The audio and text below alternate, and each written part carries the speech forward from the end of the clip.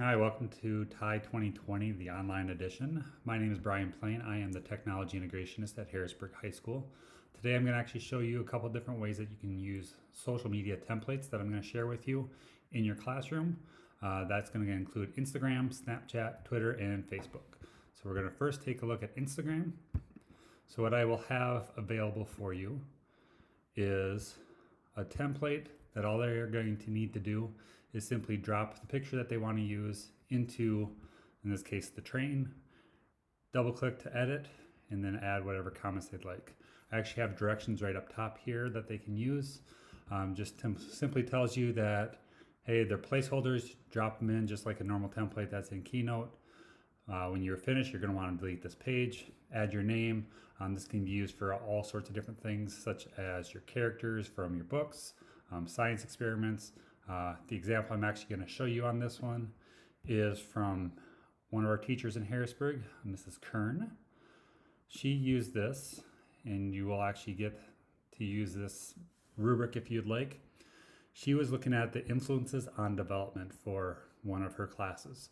So the assignment was they need to post pictures that deal with the various types of development influences. And scrolling down, you'll see that she came up with a rubric. She cited it even for you. So now let's take an actual look at an example. So students publish this as a PDF. You'll see that there is a picture. There is simply some hashtags that she is able to use, and then just an explanation of what she's actually using this picture for. In this case, it's nutrition, cultural, family, geography, technology, role model, gratitude, and religion. So this is something that you can pretty much use right away. Just publish it. You can probably convert these into a Google slide, or you can convert them into a PowerPoint if you'd like. Okay, the next social media that we are going to take a look at is called Snapchat. I do not have a student example, unfortunately, for this, but similar as far as the template goes. The directions are on your first slide. A little bit different because we're actually going to be exporting this as a movie, and I'll show you how to do that in just a little bit. So similar in the fact that you pick your character or whatever event that you want to use, you get to come up with the username, add your own photos, comments, additional slide, and then when you are finished, here are the directions on how to export it as a movie. The whole idea behind it is you want to kind of keep changing it so it only lasts for a few seconds, again, just like Snapchat. So first one we're going to take a look at, you'll see this nice little parrot that's actually from Jamaica, if I remember correctly. And because I'm not creative on the fly, I have some examples, and I'm going to use Abraham Lincoln. So name, come up with a creative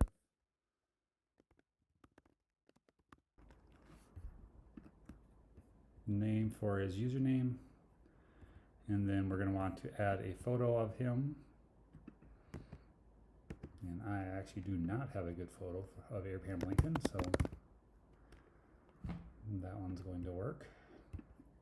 The nice thing about if you are using Safari, most of the pictures you can actually drag right from Safari and drop. It'll insert it, and then you have your photo. The next ones I'm going to take a look at is I have some text boxes that you're going to be able to actually add in just a little bit. First we want to do is let's go ahead and add the Emancipation Proclamation. Now if you don't like the way it's set up, you can actually double click on the picture. I want to adjust a little bit, and then I'm going to say done, and then you come up with some type of creative comment that you want to write.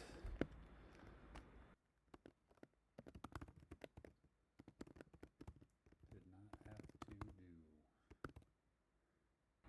do. Now this is basically a representation that if Abraham Lincoln could have not worried about abolishing slavery, this is something that his hand was kind of forced to do. So this kind of gives the knowledge of, yes, they do understand, the student does understand what's going on with the actual content of of the assignment.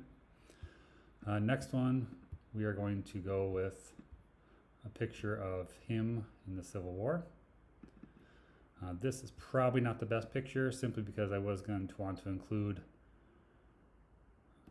the entire one, we'll just break it down like that. One of the great men in the Civil War. Hopefully they'll come up with something a little more creative. I believe this is either Pinkerton, maybe, I think is what the picture had said. Probably a good idea to encourage the kids, maybe on the very last slide, to actually include some resources, just to show that they are citing their work. And then the last one, kind of hard to not include something about his assassination. So I am going to drag his picture, maybe. There we go. So this is a picture of Ford's Theater. So this would be probably his last post. Excited to head to the theater tonight.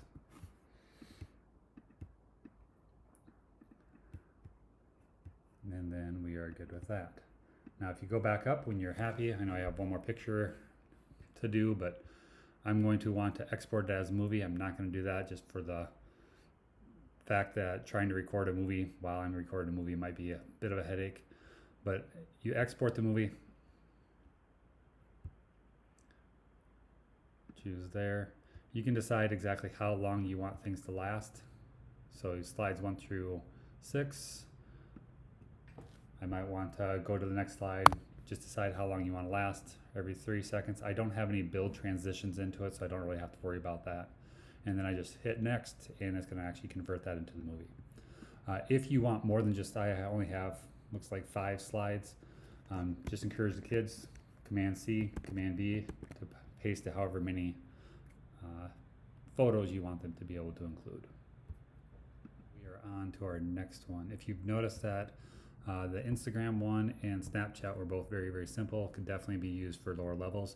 The next two, Twitter and Facebook, are going to be a little bit more detailed. We're actually going to be using some hashtags and some numbers, so we're going to go ahead and take a look at that. Once again, have some directions. I do have a little YouTube video kind of breaking some of this down. We're still going to be able to use pictures. The nice thing about the pictures, there's not nearly as many, so it's going to be more of your words. It kind of still gives you the directions on everything we are going to need to do. You'll have your profile photo and then the photo of your actual character. You can change a few little things here and there on that. We're going to enter a name, username. We're going to come up with some messages. Here's where it can be a little bit fun. Think about, depending on what character or whatever else you're going to use, we're actually going to change things up a little bit. Go to the science field on this in just a second. Who might this individual follow? Some hashtags that you might follow, and then we're going to actually be doing some tweets, some shares, and things like that. So this is the profile. So I am actually going to, pulling up my copy, we are going to do the coronavirus.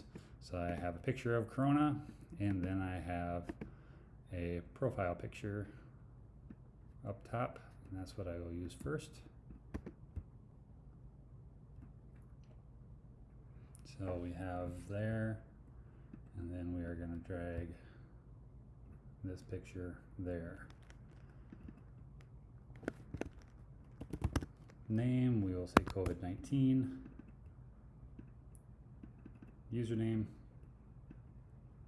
can do the same thing. 19. Can add whatever message you want. We're going to, I'm pulling up another cheat sheet. So for speed, who to follow. We are going to say follow the common cold.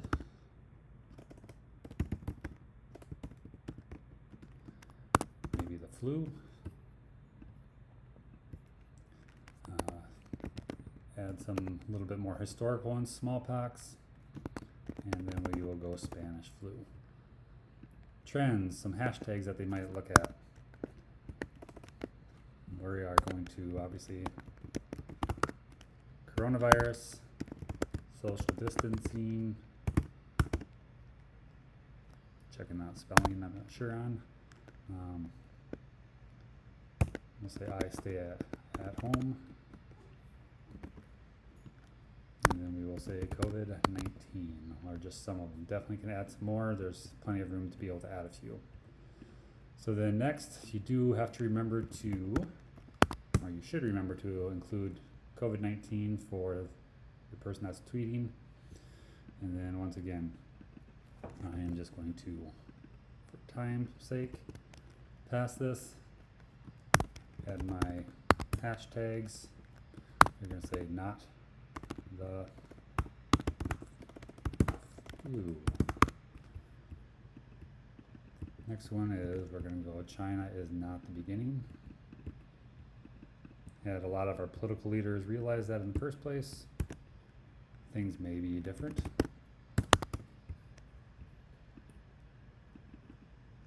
And then the last one, leaders of the powerful countries have no clue how powerful I am.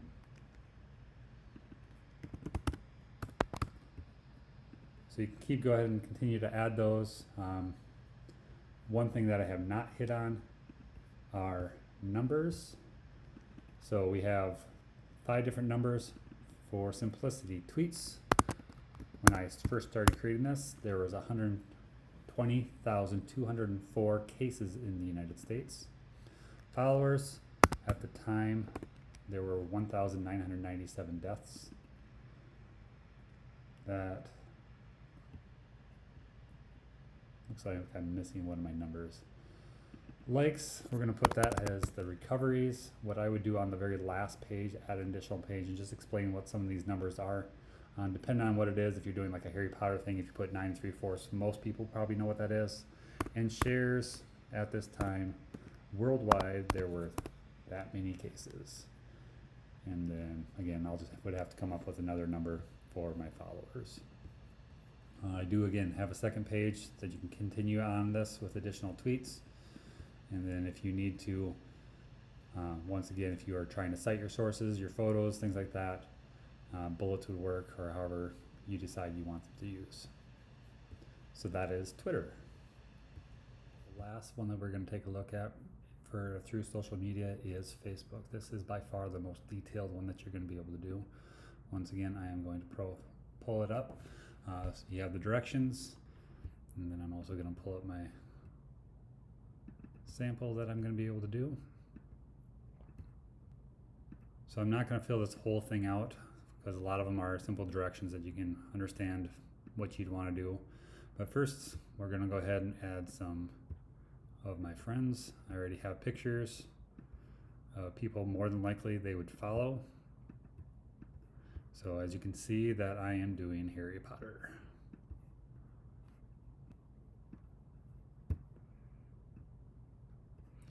So I just added all his friends. I'm actually going to skip down, and then you can do the same thing with the photos. Simply just drag and drop, add them as you need. That one is actually my daughter doing the wand ceremony at Universal Studios.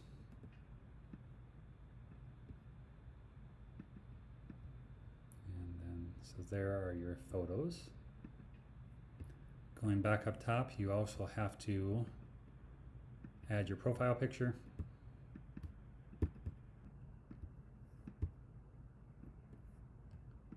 And then we'll add the header.